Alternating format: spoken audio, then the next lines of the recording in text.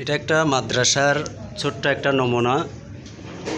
Tin ফুটা হয়ে গেছে দেখেন এতিমখানার। তো আপনারা যদি সাহায্যের হাতটা না বাড়ান তাইলে কেমনে হবে। আমি হুজুরের থেকে একটু সাক্ষাৎকার নেব। তো আপনারাও যারা লাইনে থাকবেন একটু সহযোগিতা করবেন।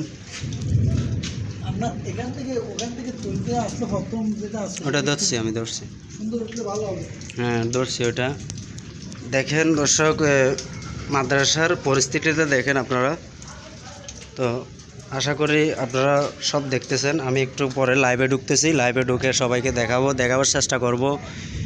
এটা হচ্ছে হযরত আবু বকর সিদ্দিক রাদিয়াল্লাহু তাআলা আনহুর একটা নামে করা মাদ্রাসা। তো আমি নামটা দেখাবার চেষ্টা করতেছি সবাইকে, এই মাদ্রাসার নামটা দেখাবার চেষ্টা করতেছি। বাইরে থেকে অনেক সুন্দর দেখালো, ওটা কিন্তু ভিতরে কিন্তু তেমন না।